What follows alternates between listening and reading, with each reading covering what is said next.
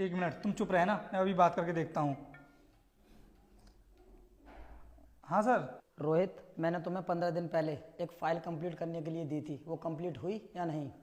Sir वो file तो अभी कंप्लीट नहीं हो पाई है, लेकिन हाँ अभी 4-5 दिन पहले आपने मुझे जो प्रोजेक्ट कंप्लीट करने के लिए दिया था ना, उसको मैंने कंप्लीट कर दिया है और मैं आपको कॉल करके बताने ही वाला था।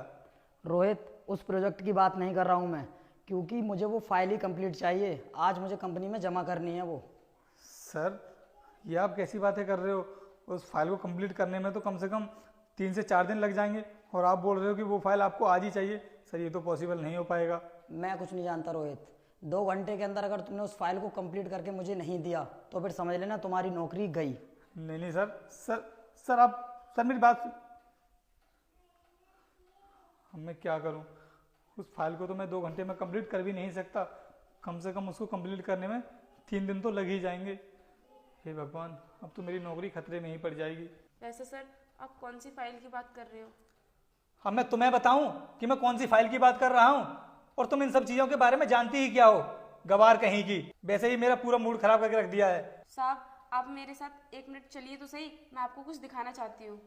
हाँ चलो, क्या दिखाना चाहती हो तुम? आओ साहब।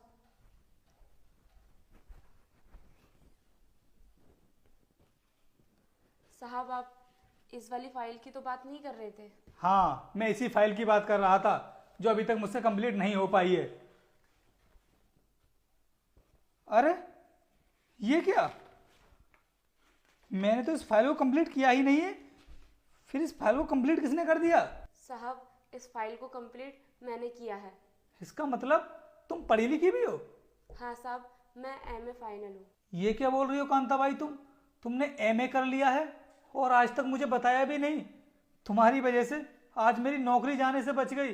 अगर ये फाइल कंप्लीट नहीं हो पाती तो बॉस तो मुझे नौकरी से ही निकाल देते, और इस फाइल को तुमने कंप्लीट कर दिया और मुझको बताया भी नहीं। साहब, जब आप 4-5 दिन के लिए बाहर गए थे तो मैं उस दिन फ्री बैठी थी, तो मैंने सोचा क्यों ना मैं आपकी फाइल ही कंप्लीट कर दूं, इसलिए मैंने आपकी फाइल कंप्लीट कर दी। कांता भाई, तुम इतनी पढ़ी लिखी हो और उसके बाद भी तुम ये साफ सफाई का काम करती हो, ये सब तो तुम्हें शोभा नहीं देता। तुम ये सब क्यों करती हो? साहब, अगर मैं किसी कंपनी में काम करती तो कंपनी वाले मेरी बेटी को अंदर नहीं जाने देते, इसलिए मैंने सोचा क्यों ना मैं लोगों के घर में साफ़ सफाई का काम कर लूँ, जिससे कि मैं अपनी बेटी का ख्याल भी रखती रहूँ जब तक मेरी बेटी समझदार नहीं होती। बस इसीलिए मैं लोगों के घर में साफ़ सफाई का काम करती हूँ। कांता भाई, मेरी तो समझ में ही नहीं आ रहा है कि मैं तुमसे किस तरह माफ़ी मांगूं, क्योंकि मैंने तुम्हें इतना उल्टा सीधा भी सुना दिया है। मुझे नहीं पता था कि तुम साफ सफाई करने के साथ साथ मेरी